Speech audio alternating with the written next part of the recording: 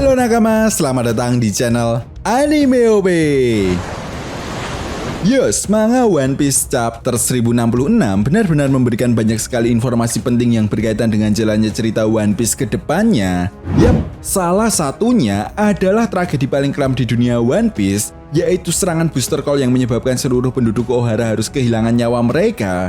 Jelas hal ini menjadi bukti nyata bagaimana seriusnya pihak pemerintah dunia untuk menghabisi siapapun yang mencoba untuk mengungkap kebenaran apa yang sebenarnya terjadi pada masa abad kekosongan atau Void Century. Namun justru hal inilah yang menjadi poin penting bagaimana seorang Monkey D. Dragon tidak takut sedikit pun dengan ancaman pihak pemerintah dunia dan malah menciptakan sebuah organisasi untuk melawan pihak pemerintah dunia dan mengungkap kebenaran apa yang selama ini telah disembunyikan oleh pihak pemerintah dunia. Dan satu hal lagi yang perlu kita ingat, kejadian 22 tahun yang lalu di Pulau Ohara sebenarnya bukanlah sebuah kekalahan, melainkan inilah yang menjadi kemenangan bagi para penduduk Pulau Ohara. Dengan selamatnya dua orang yang akan menjadi kunci penting untuk mengungkap semua kebohongan pihak pemerintah dunia. Dan tentunya kalian juga tahu, jika kedua orang ini secara tidak langsung telah diselamatkan oleh salah satu angkatan laut yang bernama Aokiji-Kuzan. Well, sampai di sini yang menjadi sebuah pertanyaan besarnya adalah apa yang sebenarnya akan direncanakan oleh Aokiji-Kuzan untuk masa depan. Oke, namun sebelum masuk ke pembahasannya, jangan lupa like video ini ya bosku, sebagai dukungan kalian semua untuk channel ini ke depannya. Nah, jika sudah, terima kasih banyak dan mari kita mulai. Oke, pembahasan kali ini akan kita awali dari manga One Piece chapter 397. Nah, di chapter ini ada sebuah momen yang memperlihatkan Aokiji-Kuzan bentrok dengan sahabatnya sendiri yaitu Jaguar di Soul. Lebih tepatnya saat terjadinya insiden Ohara. Dan kita semua pastinya sudah tahu jika Aokiji-Kuzan lah yang menjadi pemenang dalam pertarungan tersebut.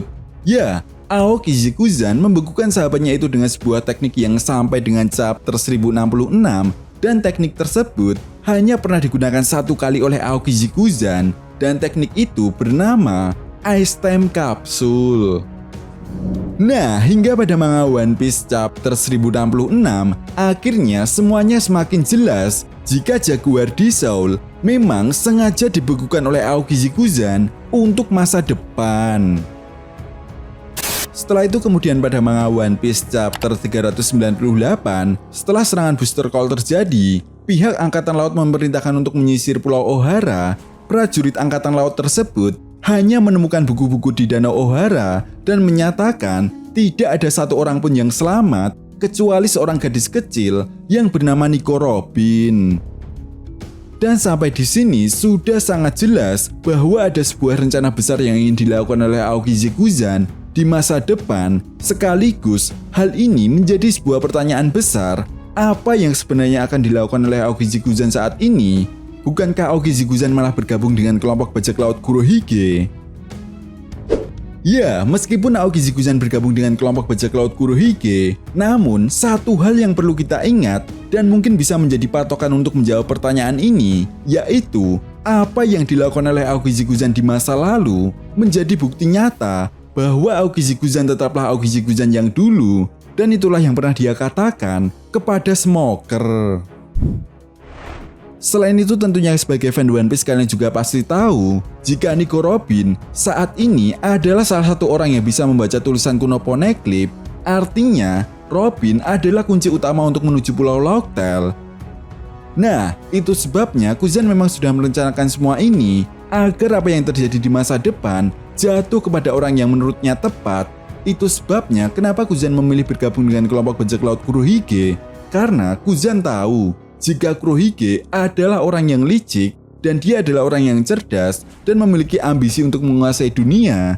Jelas orang-orang atau masyarakat bisa akan terkena dampaknya. Oleh sebab itu, bergabungnya Aokiji-Kuzan agar dia bisa memata-matai bajak laut Kurohige. Apalagi saat ini Kurohige telah mendapatkan puding yang dikatakan bisa membaca tulisan kuno Poneglyph. Jelas hal ini menjadi ancaman bagi kelompok bajak laut topi jerami yang sama-sama ingin mendapatkan harta karun One Piece. Di sisi lain, tentunya ini akan sangat masuk akal jika Aoki Zikuzan juga memiliki koneksi atau bahkan menjadi bagian dari Revolutionary Army. Pertama, peristiwa yang terjadi di Pulau Ohara tentunya membuat Aoki Zikuzan tidak percaya jika pihak pemerintah dunia benar-benar akan melakukan perbuatan sekeji itu. Dan yang kedua, hal ini seolah semakin memperkuat paham keadilan yang dimiliki oleh Aoki Zikuzan untuk tidak terlibat atau terbawa dalam paham keadilan yang absolut. Berbeda dengan angkatan laut lainnya, memang saat itu Aoki Zikuzan sudah terlihat santai dan berbicara dengan hatinya mengenai peristiwa yang terjadi kepada para penduduk Ohara. Kuzan tidak pernah mengikuti jejak angkatan laut lainnya yang memiliki prinsip keadilan yang absolut. Kuzan lebih memilih berpegang teguh kepada prinsip moralnya, di mana hal ini pun sepertinya membuat Kuzan merasa prihatin dengan apa yang pernah dilakukan oleh pihak pemerintah dunia. Dan itu sebabnya dia tidak sudi sedikit pun untuk menjadi bawahan Sakazuki Akainu. Nah, hal ini juga sama seperti apa yang dialami oleh Monkey D. Garp saat Ace akan dieksekusi. Yap, ketika itu Garp memang tidak bisa berbuat banyak kepada Ace. Nah, sebagai seorang angkatan laut dan contoh kepada juniornya, jelas Garp harus tetap patuh pada tugasnya. Begitupun dengan Aoki Zikuzan, di mana Kuzan sebenarnya ingin menolong para penduduk Ohara, namun dia tidak bisa melakukannya karena tugasnya sebagai seorang angkatan laut.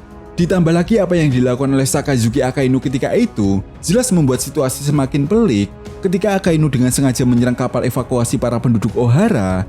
Dari sini saja kita bisa melihat bagaimana sikap Sakazuki Akainu dan Aoki Zikuzan terhadap tragedi Ohara benar-benar bertolak belakang, dan hal ini bisa menjadi bukti nyata tentang prinsip keadilan yang dianut oleh keduanya.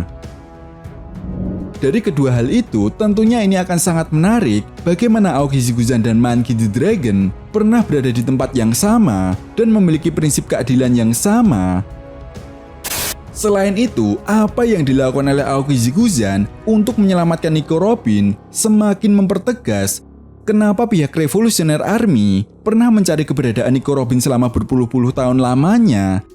Dan bahkan, pihak Revolutionary Army menganggap Nico Robin sebagai Light of Revolution atau cahaya revolusi. Dengan kata lain, Monkey D. Dragon percaya bahwa Nico Robin adalah kunci untuk mencapai tujuan dari organisasi Revolutionary Army. Dan saat momen yang pas tiba, Aoki Zikuzan mungkin pada akhirnya akan memberikan semua informasi yang dia dapatkan saat bergabung dengan kelompok bajak laut Kurohige. Bahkan bukan sesuatu hal yang tidak mungkin jika Aoki Zikuzan pada akhirnya akan berkhianat dan ikut bertarung menghadapi Kurohige yang merupakan mantan kaptennya. Satu hal yang perlu kita ingat, semua karakter yang ada di dunia One Piece pasti bertindak sesuai kepentingan dan tujuannya masing-masing. Dan hal ini pun seolah-olah mempertegas apa yang pernah dikatakan oleh Doflamingo pada manga One Piece chapter 801. Siapa yang akan saling berhadapan dan siapa yang akan saling berkhianat. Nah, itu tadi merupakan pembahasan mengenai tujuan Aoki Zikuzan di masa depan. Jadi, bagaimana menurut nakama semua? Jika kalian punya pendapat lain, silakan berikan pendapat kalian di kolom komentar. Dan jangan lupa untuk like, subscribe, dan share video ini. Oke, sampai di sini dulu pembahasan kita kali ini, and see you next time.